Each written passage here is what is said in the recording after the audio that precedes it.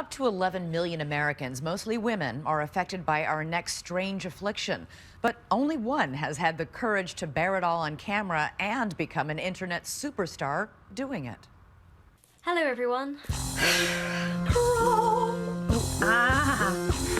Welcome to the high-octane Technicolor world of Becky O. Here we go. Long story. Hold on. Hello. Those quirky antics won her thousands of YouTube fans. But what blasted Becky O to fame was going public with the most private of secrets. This is something I can't talk about. I've tried everything, and nothing seems to stop it.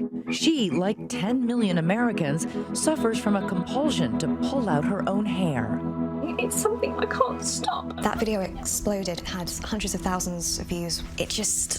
It really opened my eyes to how big the condition was. You didn't know anybody else who pulled their hair? Nobody at all. I thought I was on my own. It's here that I should tell you that I have a condition called Trichotillomania. To summarise, it means that I lose the majority of my hair on a regular basis. Around the age of 10, the hair loss became noticeable and has increased in severity as I've grown. So I have been through a variety of hairstyles. You'll never get a job looking like that. Don't you realise you're doing it to yourself? Looks like someone went too far with the tweezers. No one wants a bald girlfriend. There were a lot of really Every single thing. harsh comments. Trichsters receive such severe backlash. Why is that, do you think? I think people don't appreciate that you literally cannot stop. It's not even a choice. I can't leave it alone. It had been a 6-year roller coaster of frustration documented in this astonishing video diary. On the 3rd of February 2011, I decided to shave all my hair off. When I shaved my hair, I thought, right, that's it. The hair's gone. I'm not going to pull again. It's all good. But then I attacked my eyebrows, and they vanished within a week. Unlike most tricksters in the documentary, Sophie Ehrman pulls hair not from her head, but from her body. The difference between me and a lot of people that just have trick, I'm digging under my skin. Sophie is a photographer and documented her struggle with trichotillomania in a series of disturbing photos. To her, each tiny hair in her leg is a monstrous flaw. What is this? This is literally how close I look at my body. Those are like hairs that are literally like growing. It's gross. I don't like the hair on my body, so... Any of it? No, none of it. I'd rather just be like a baby. So in this effort to get rid of these hairs you think you see growing, you're essentially gouging at your own skin and making it worse. So if you were to take your tights off for me today, where on your legs would you have scars? Like everywhere. She showed me the raw wounds that force her to hide in tights and jeans, even on the hottest days of summer. See how like there are all these dots? Yeah. So those are the hairs. There must be a lot of people who cannot understand why you're doing this to yourself. Join the crowd. Like, I don't really know exactly what I'm doing to myself. I know that I'm doing it to relieve anxiety, but what made me choose to pull out my hair? I have no clue. The cause of trichotillomania is still a mystery, and doctors are still baffled about why it's primarily women who suffer from it. Sophie and Rebecca both doubt they will ever be pull-free. Do I want to stop? Absolutely. Can I? I don't know. Firstly, what is trichotillomania, or it's called trick for short? It's an impulse control disorder. It has been classified as an obsessive-compulsive disorder. Yeah. Trich is basically the pulling out of one's hair. Gosh, that sounds posh. There are different types of pulling. You can pull out your eyebrows, your eyelashes, but personally, I just pull out my hair. I've always played with my hair ever since I was small. It's always been something I haven't been able to control, and it just used to be simply that over the course of 1 year. I started secondary school with mega long blonde hair. Really long blonde hair. Dead straight, long. And by summer 2005, I had in fact ripped out about half of it from here, almost like I've done now. Except for this was really long, and that was really short. I battled through it, and by 2006 time, I had got it to a point where it was about this length. This was all completely dead straight still, and this was a little bit longer, but it was a little bit flicky at the end. It was growing out. it got worse again. Oh, do you want it all spread out? Oh, that's all right. Go for the next one. It got incredibly worse, to a point where in March 2007 I had it all cut off, I had it layered, I had a fringe, I had it all chopped and gorgeous to try to hide all the various places where it was not nice. Hair pony, right, let's show you my bald patch, hold on. So, I have a lot of baby hairs here. There, can you see? Got a lot of baby hairs. Yeah. There, so then yeah. Put my hair there. Ooh, and then I've started here, pulling there. Common question, does it hurt? In certain areas where I don't pull out, such as, well, it's changing now, I am now, but here, these bits here, and a little bit from the top bit of the crown bit, and that they do hurt in those areas. Everywhere else, it's fine. I can yank and nothing will happen. I didn't see it as trick at first until my doctor asked me how often do you pluck your eyebrows? A week. And I said every day. As soon as there's a hair, it bothers me. And it got to a point where I felt the need to pluck my eyebrows. To start off with, I would used to fiddle with my eyebrows and just pull them out. And I thought this was quite fun in a weird way, and it was a relief. After being told that I was suffering with trichotillomania, I decided that maybe there was a way around it. I kind of went into denial a little bit because I felt like, great, I've got social anxiety, I've got generalised anxiety, why am I doing this voice? I kind of felt like, because I had depression, anxiety, an eating disorder, I've been suicidal, I self-harm, like, it kind of got to the point where I felt like I don't need another disorder like that. The scare of knowing that my eyebrows were at a risk of never growing back if I carried on doing it, because when you pluck your eyebrows or any hair, if you pull a certain too far, you rip out the follicle that it's in. Sometimes the follicles repair themselves, sometimes other follicles, it's really confusing.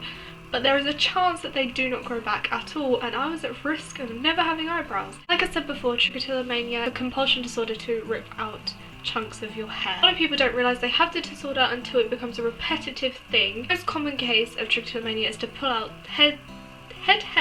pull out the hair from your head, and it normally starts with anger or stress. A lot of people every day pull out their hair from anger and stress, and they don't actually have trichotillomania. Trichotillomania is when it becomes a compulsion, it becomes a need to pull out your hair. Although there are going to be some ignorant people out there who think that trichotillomania is far from serious, it gets to a point where people cannot control the fact that they're doing this. They may be fully aware at the beginning that they're doing it, but while some people say it's strictly an addiction, other people say that it's a way to cope with stress and anxiety, and because they're anxious or stressed all the time, they do it, and therefore it seems like an addiction when it's not. Although some people may not see it like it, in some cases trichotillomania is actually a form of self-harm. It can freak people out. Basically what I do is I can sit there and I can just pull out yanks of hair. I've got hair surrounding the keyboard, and it's just something I can't stop. I don't think I really do it on camera. Not many people have noticed, but throughout my videos it tends to get very thin here, and then I have a haircut and it gets thicker again, sort of. I've actually got a massive hole there at the moment where I've been tugging at it. I find taking photos, twin photos with Jennifer or other types of characters very helpful and a very good way to express how I feel about the whole hair issue. The theme of Trich has been used in several of my videos, except for you probably wouldn't have been looking for it, and the majority of the videos are usually with Jennifer and that kind of thing. One common question is, why do you do it? Now, that could seem like a very simple question to answer, but sometimes I can sit there for minutes and not even know I'm doing it. For example, this morning I've been writing and doing various notes and stuff, and while I was writing with my right hand, I usually would twiddle here. In fact, if I can not really show you, I was writing, but I was doing this, and my hair was up, and I've pulled out so much from behind my ear, and I didn't even know I was doing it. And then what made it worse was I took a photo because I was going to blog about it, and I didn't realise how bad was behind my ear. I have tried so many different methods to stop doing it.